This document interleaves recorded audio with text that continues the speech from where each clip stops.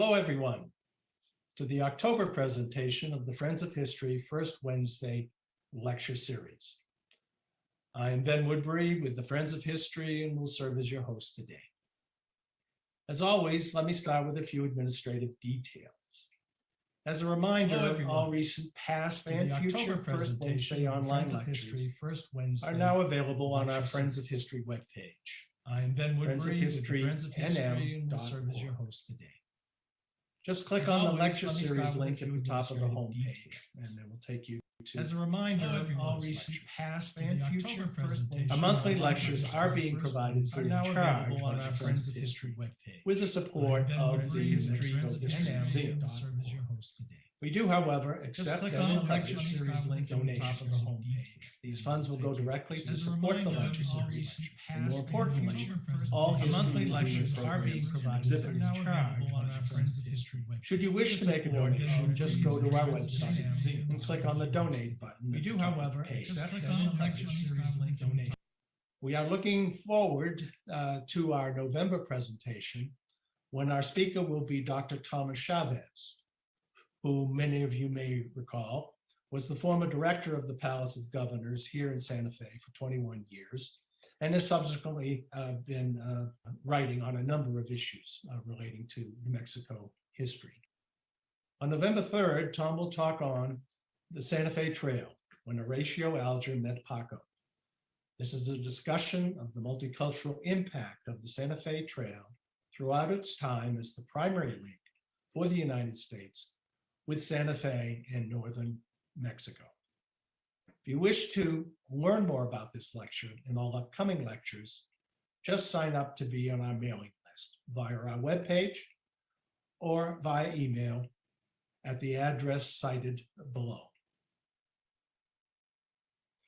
We're also happy to highlight for you two upcoming events co-sponsored by the New Mexico History Museum. On the weekend of 12 to 15 November, the annual Harvey History Weekend will return both online and in person. Once again, there will be lectures on the Fred Harvey phenomenon, as well as the annual Saturday night banquet, combined with an auction of Fred Harvey memorabilia. And of course, activities in Las Vegas, New Mexico as well, into the 15th of November. Most of the activities will be combined online and in-person events. As well, on Sunday, 7 November, the History Museum will show the Harvey Girls movie and host a great talk about movies made in New Mexico with film historian Jeff Berg. His talk will start at 1 p.m. and the movie will start at 2:30 p.m. Look for updates on the History Museum Facebook page. For more information on all Fred Harvey History Weekend events and to register for the talks and dinner tickets, check out the website provided below.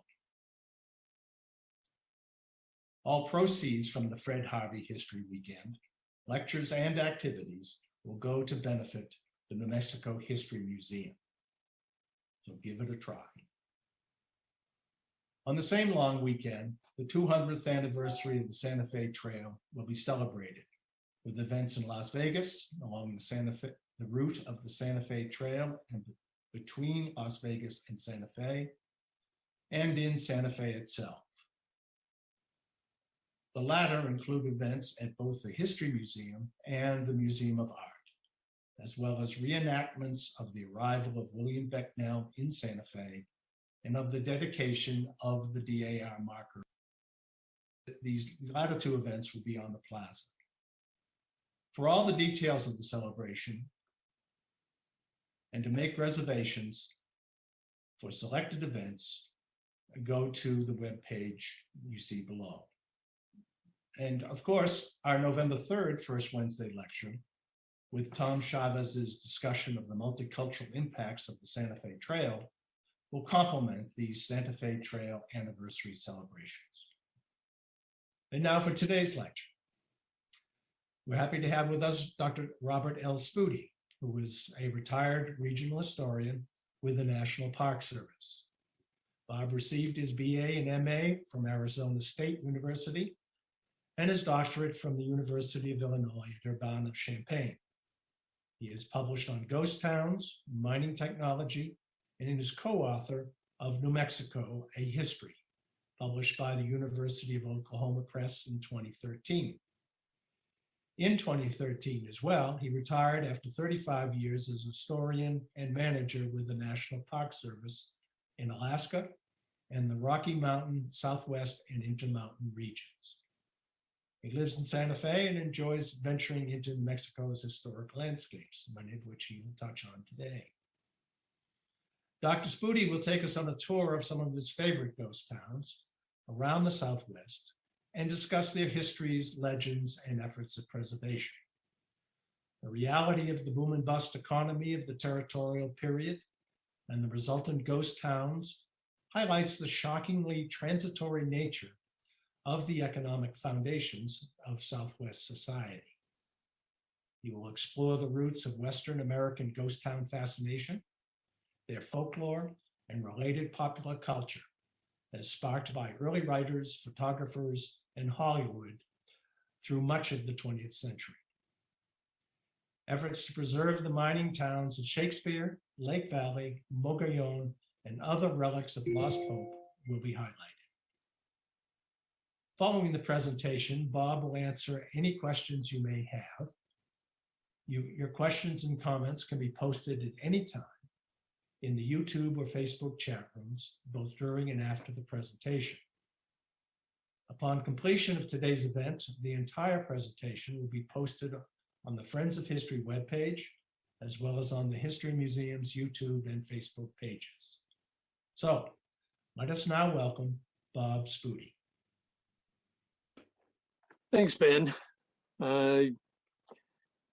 Welcome this opportunity to talk to the Friends group and want to thank a couple of people, especially Billy Garrett, who first invited me to this opportunity, and then for Ben and his staff for coordinating the details of presenting this. There's a number of people over the years that have helped me with this project, from Alaska to the Southwest where I grew up. And I appreciate the opportunity to proselytizing a little bit for preservation, as well as speaking to the choir in a history group. So with that, I'd like to just read my talk to you and begin with that. What is a ghost town? We know inherently what it is, or do we?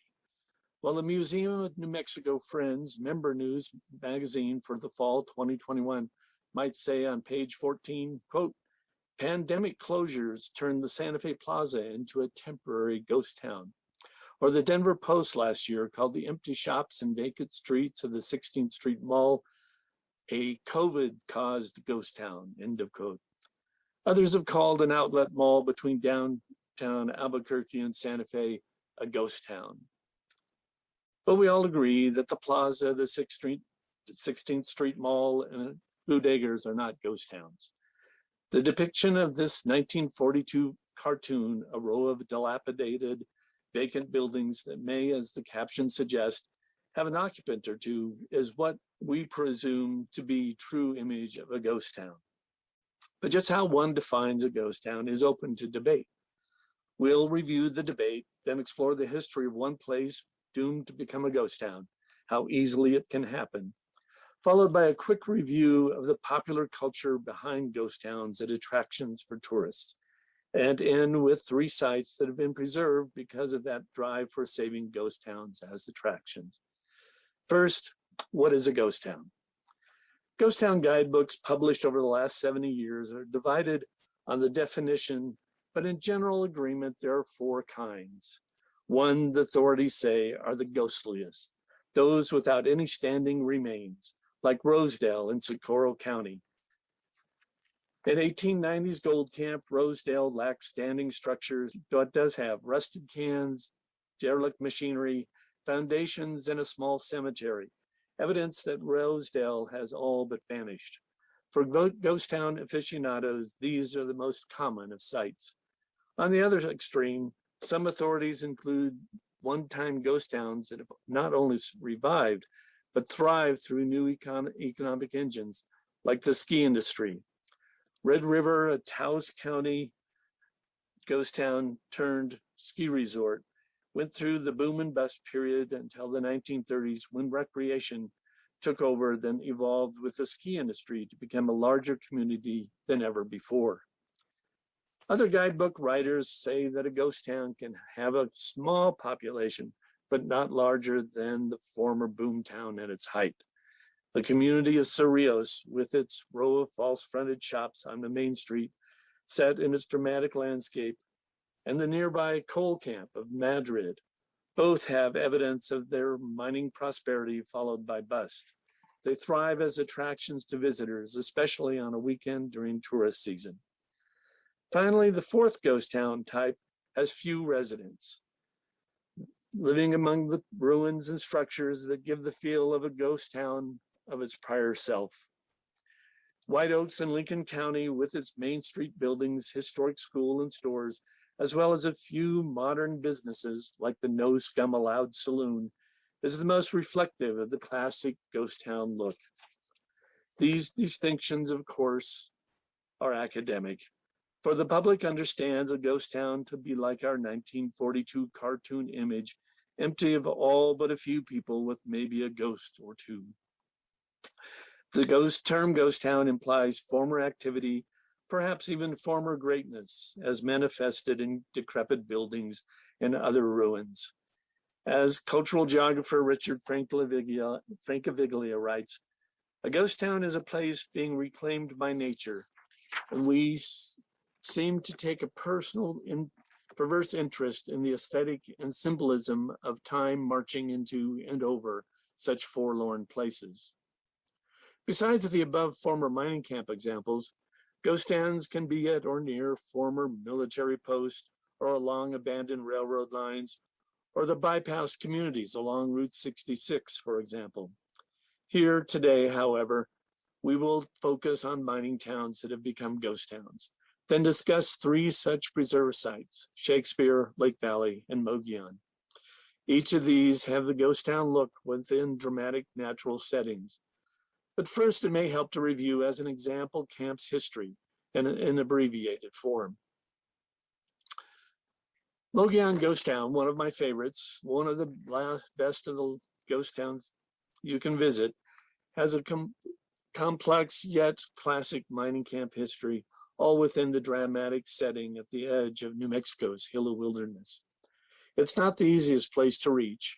From Albuquerque, you drive 4 hours to Reserve Catron County, then make a left for a couple more hours on a little used highway along the western border of the state to near the site of Alma, where an ever narrow winding road heads into the Mogollon Mountains.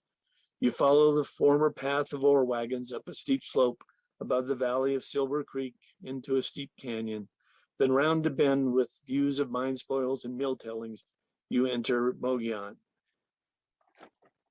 The former mining town is striking as much for its setting as the buildings filled with machinery, old records, stories of quests for riches, and the life of a typical long-lived southwestern mining camp turned ghost town.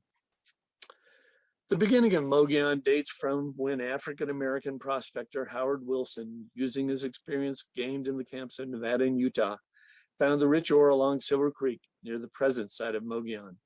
He staked a claim, named the Maud S after a racehorse, a record-breaking trotter of the time. He hit the elephant cub load ore chamber and sold out for far too little, like most prospectors. His discovery sparked a rush into the district where some 150 claims were staked immediately around the Maud S, a mile by 2 miles. Investors purchased claims, organized mining companies, and during the early 1890s, built ore crushing mills at the best claims, the Maud S, Confidence, Little Fanny, and Last Chance, among others.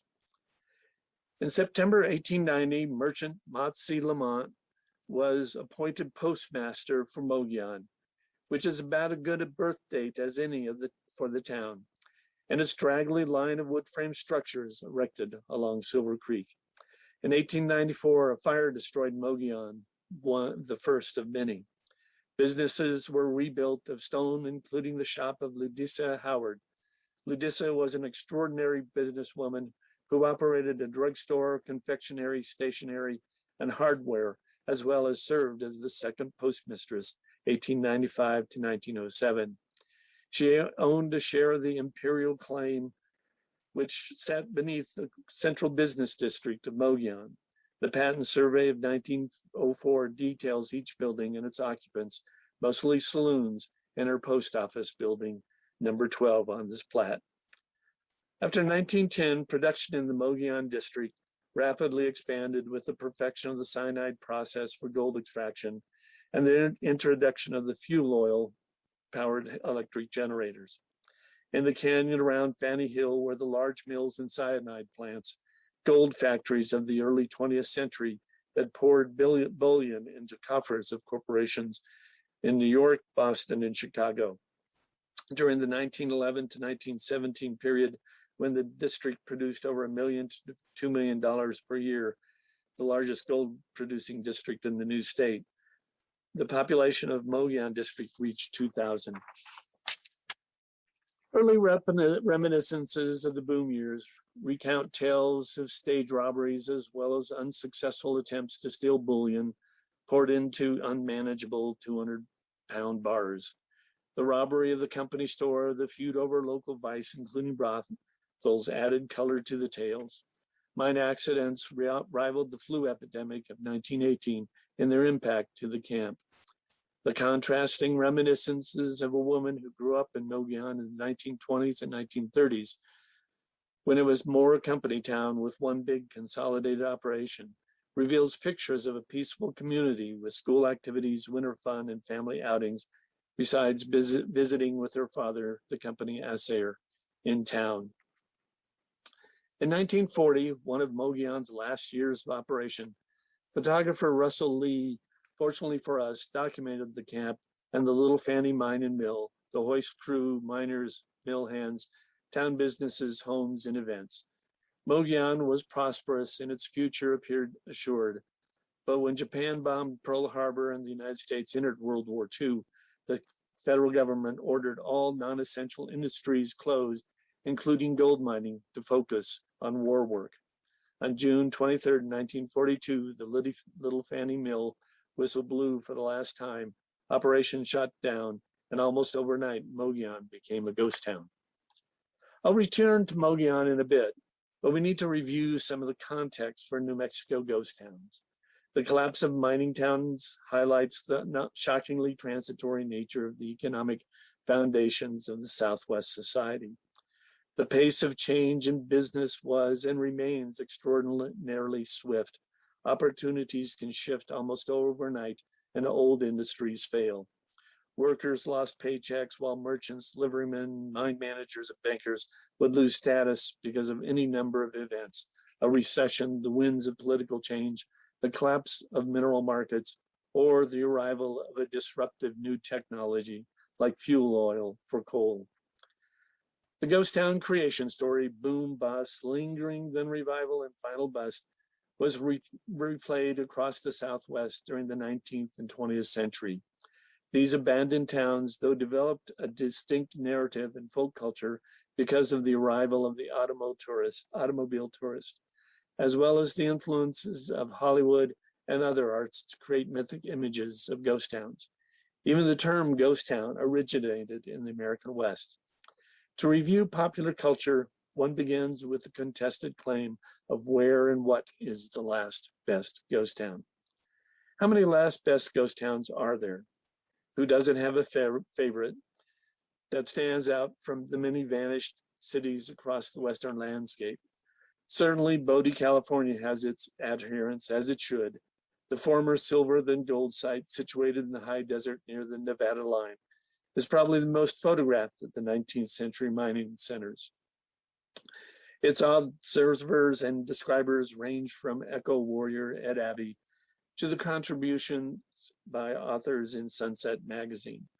Bodie symbolizes our culture's desire to see time stop. It is preservationist theater, and its landscape is so provocative that the drama needs no actors, only a stage of deserted buildings filled with artifacts. We can point to other similar sites as Bodie State Park. My other favorites include Bannock, Montana, South Bass City, Wyoming, Animas Forks, Colorado, Kennecott, Alaska, and more abandoned places that have been preserved. This is an odd situation, places preserved to attract visitors to not really abandoned, but conceptually abandoned places. They are attractions because of their abandonment. But what these places have in common is their intervention of some person or entity or community or of similar spirits to make sure that the remains of the former camps last another century. These ghost towns are no more abandoned than the ruins of Pompeii. Some entity, person, or organization has taken on the responsibility to husband their care. Their continuance, even in the stage as defined by Bodie State Park managers, as arrested decay. Ghost town tourism rose in numbers as post-war America discovered these, quote, carcasses of lost hopes, end quote, across the American West. Obviously, the automobile brought about the quick access unheard of in the boom days. Weekend adventurers were lured by articles in a host of magazines and newspaper Sunday supplements. The ghost town, in my estimation, is a 20th century phenomena created as much by writers, photographers, and artists, and Hollywood, as the grand tour purveyors of 19th century Europe created romantic ideals of the Greek landscape. We have always had abandoned places, but the 20th century gave us ghost towns as attractions. This can be traced to the 1890s publication of travel book guide by a Borks company offering visitors to Death Valley such sites as dead cities, which were ghosts of former themselves. Sports journalist and movie critic Charles Van Loan brought national attention to ghost cities phenomena by a series of essays in the Saturday Evening Post, part of a travel log for automobilists who might venture across the continent to attend San Francisco's Panama Pacific Exposition in 1915-16. John Muir, Mark Twain, earlier writers had written about abandoned places, about the ruins of the mining camps, but not as attractions. Van Loan was the first to write of ghost towns as places automobilists should go to see the passing of the West. Van Loan's ghost cities even attracted the editor of the Santa Fe, New Mexican newspaper and commented on the attraction of these ghost towns. Van Loan included Bodie, California, which provided an outline history for later ghost town writers. Of the discoveries and booms, the bad man and the fancy ladies, he created the outline for the stories that would be followed by later writers into the present century. Ghost towns, or the term ghost town, did not appear in literature until after Van Loan. Then the volume of stories about ghost towns dramatically increased with the 1920s. The Southern California Automobile Association, of course, led the dissemination of such travel stories in its Touring Topics magazine, a style of ghost town articles that also follow in such magazines as Arizona Highways and the New Mexico magazine. Even this last July, the New Mexico magazine had a series of great essays on ghost towns. Hollywood in the 1930s gave us the stereotypical image of the abandoned Main Street in a number of movies, some with ghost town in their title, most not. For example, in The Bride Came COD, James Cagney and Bette Davis appeared in a comedy partly set in a desert ghost town after their plane crash landed. The sole resident, an old prospector and all-around handyman, recounts the tales of Bonanza City. The imprint of the image of place, of the modern traveler outsider wandering into the town no longer on a map, is spiced up with romance. Cagney marries Bette Davis in the end, and the tale of the rediscovery of the mother lode to revive the town.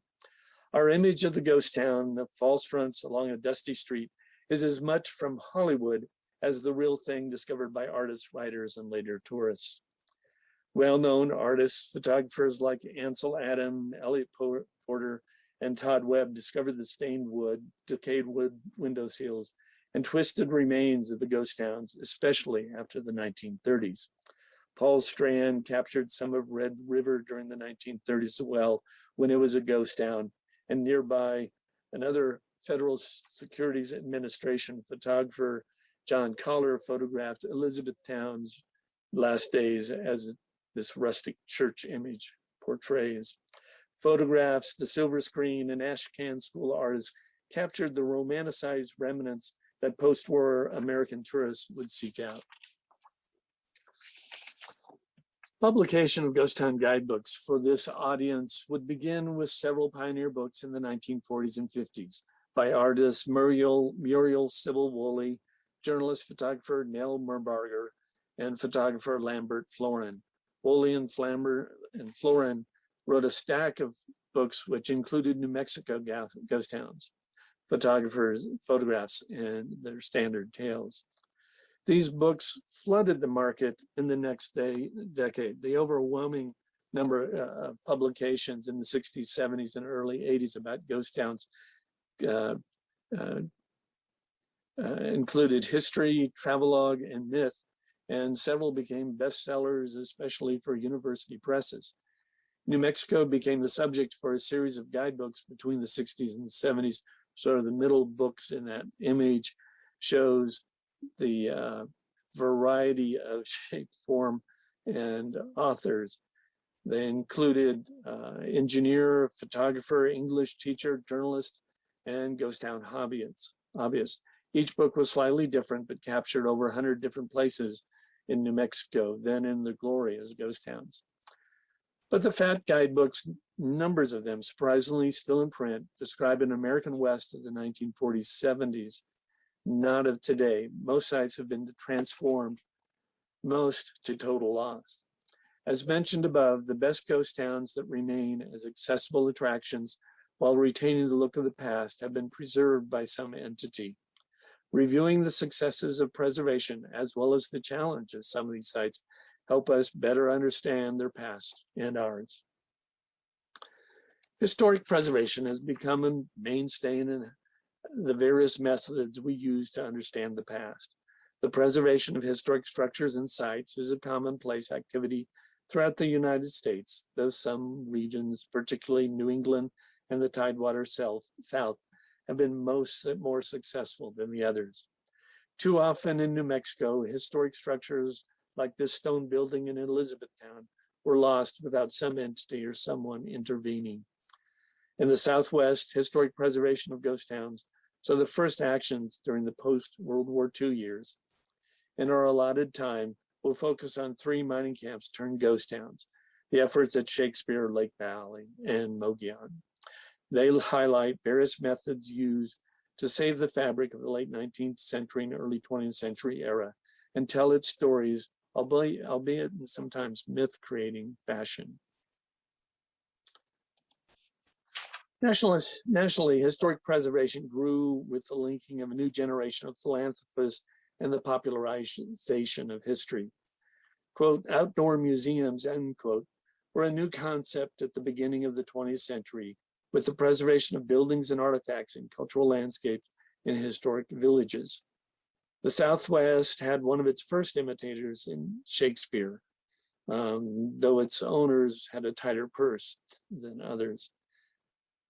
During the 1930s Depression years, Frank Hill, a Texas rancher with his wife Rita, bought a spread south of Lordsburg.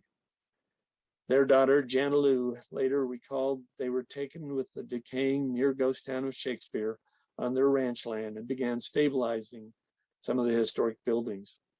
One local old-time resident of Shakespeare, Emma Muir, inspired them further about the town's history from its time as an overland trail stop to a boomtown under the 1870s banker named Ralston, and then renamed as Shakespeare by an English mine superintendent enamored with the bard, and it would cause the town's revival in 1878.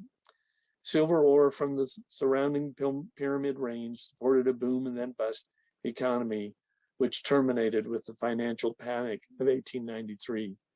Muir inspired the Hills to want to share the story of Shakespeare with a wider audience. And in the 1940s, the city of Lordsburg's Chamber of Commerce joined to help, quote, resurrect the ghost, as it were, to publicize it as a tourist attraction.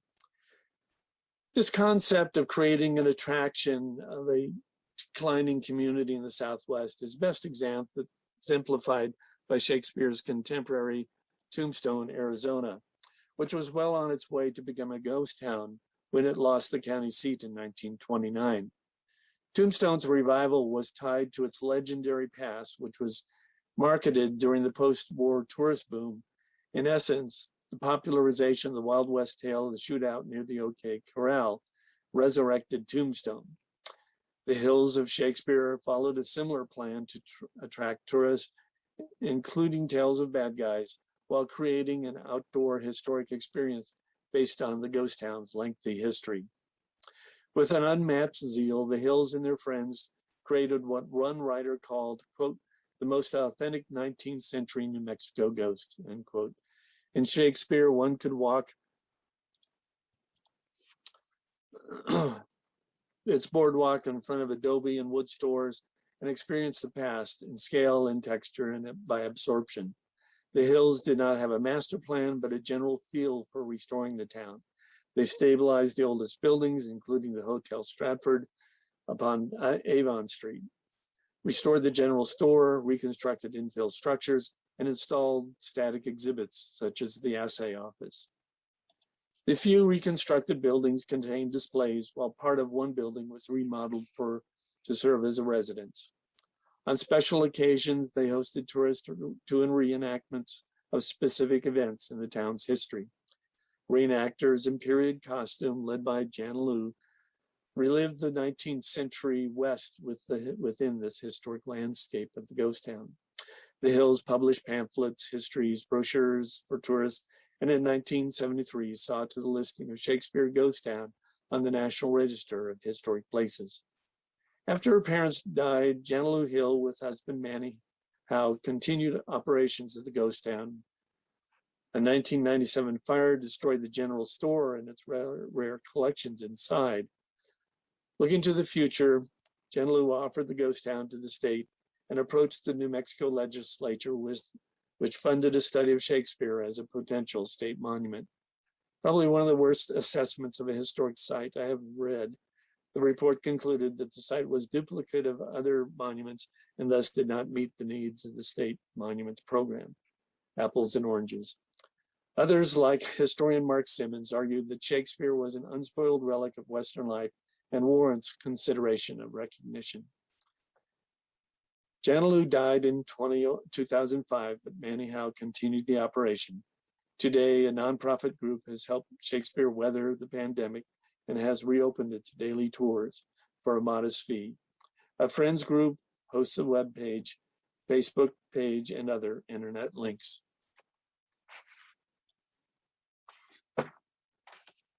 Federal ownership of the lands around former mining camps in the Southwest is common. Often, mining camp residents failed to perfect title to their lands, which reverted back to land management agencies. Usually either the Forest Service or BLM, Bureau of Land Management, is responsible for the lands, but occasionally other entities under the state or federal government administer the lands as well. This posed a dilemma for preservationists with an occasional success. One such example is Lake Valley.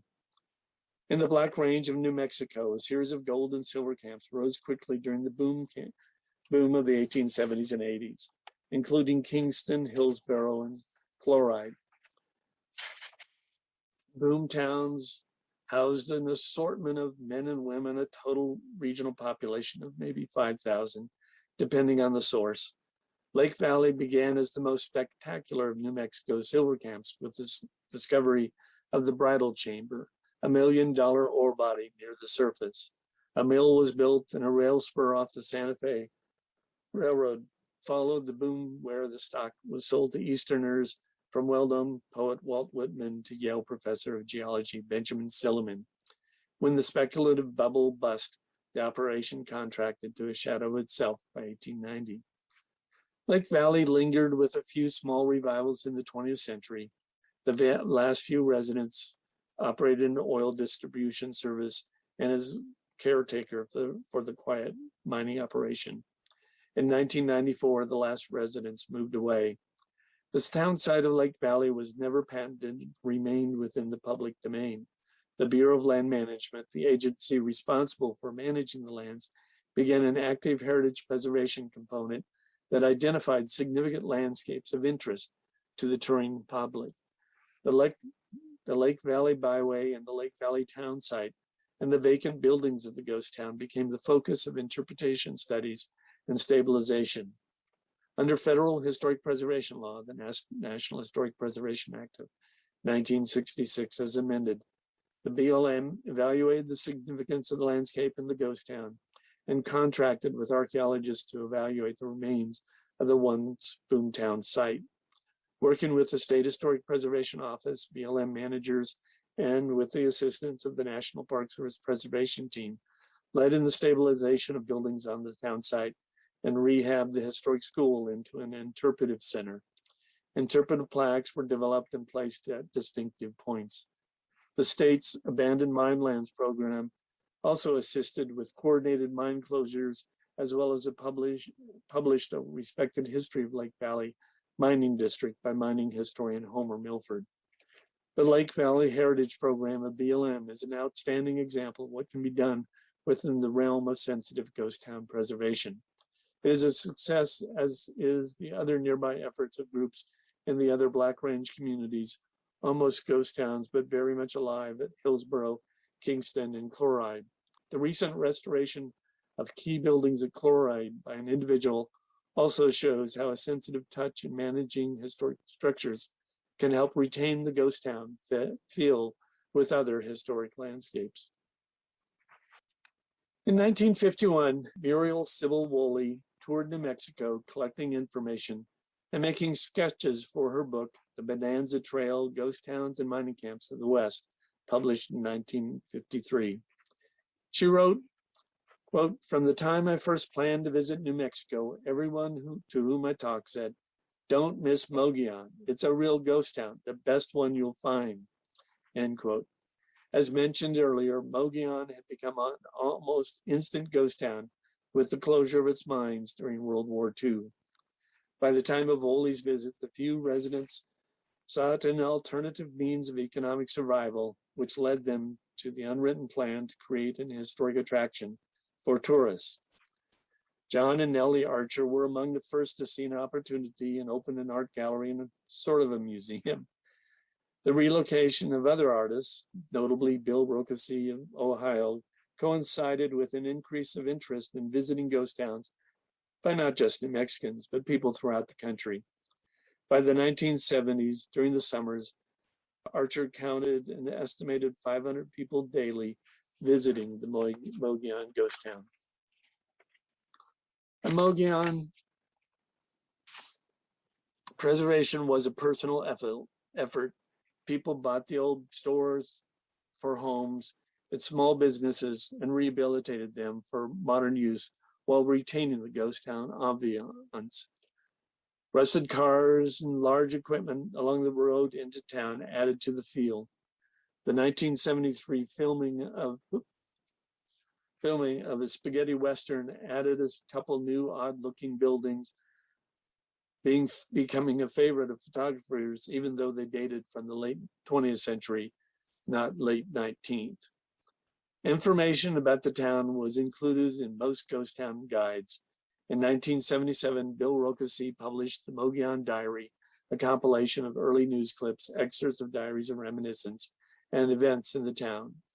While social life and characters were found in the published reminiscence of former residents, such as H.A. Hoover's Tales from the Bloated Goat Saloon and Jan Sherman's Hypnotizing Chickens and other stories, My Adventures of Mogollon. Residents from this generation were leaders in discussions about protecting Mogollon in the long term, maintaining its dirt road, the limited use of street lighting, and other efforts to save the historic feel, which is a continued battle between outside improvement versus keeping that historic look. The number of fires that threatened the town continued after the 1970s and has also given cause for concern. To ensure future preservation, the community debated what level of involvement by outsiders.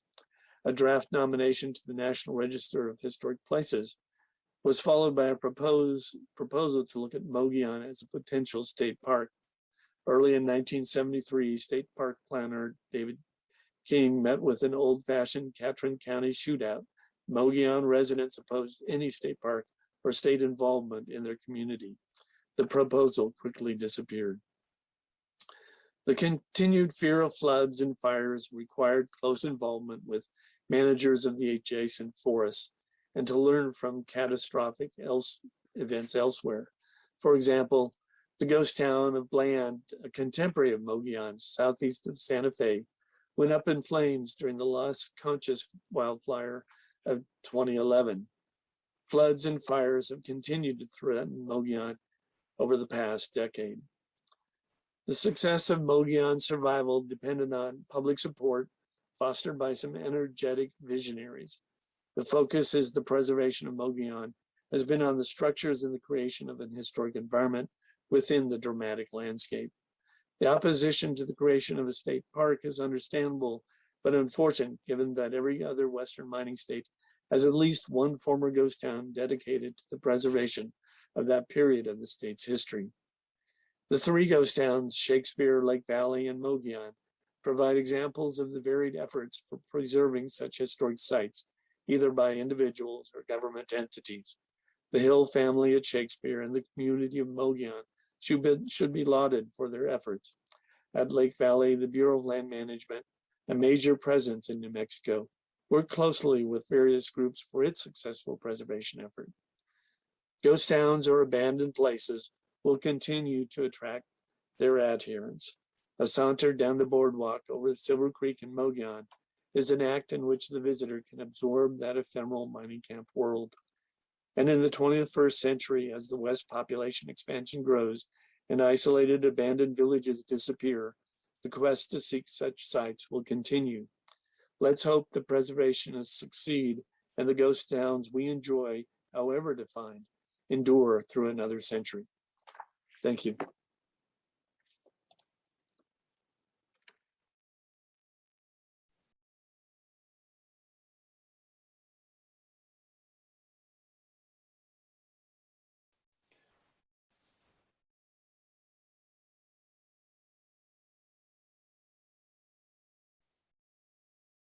Well, Bob, I want to thank you. That was most informative.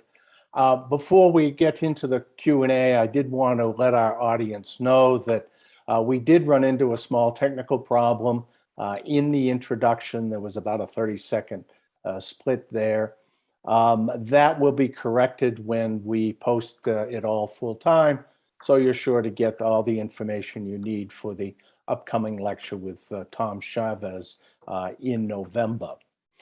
Bob, really enjoyed that talk. I not only in terms of providing just such a great overview of ghost towns throughout the region and the West, but particularly here in the Southwest, and with an appropriate focus on the efforts to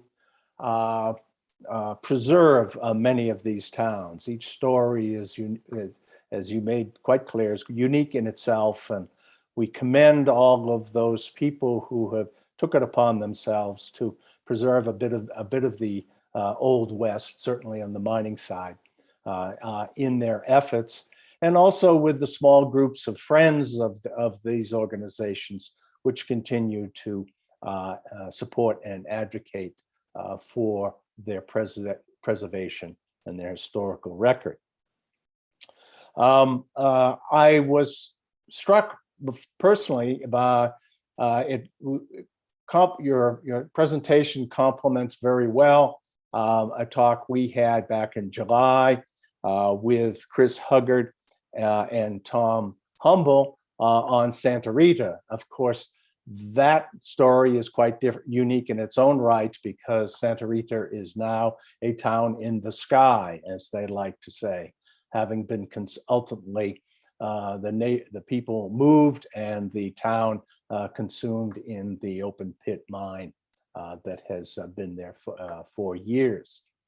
So I wondered if you had any sense in terms of the total number of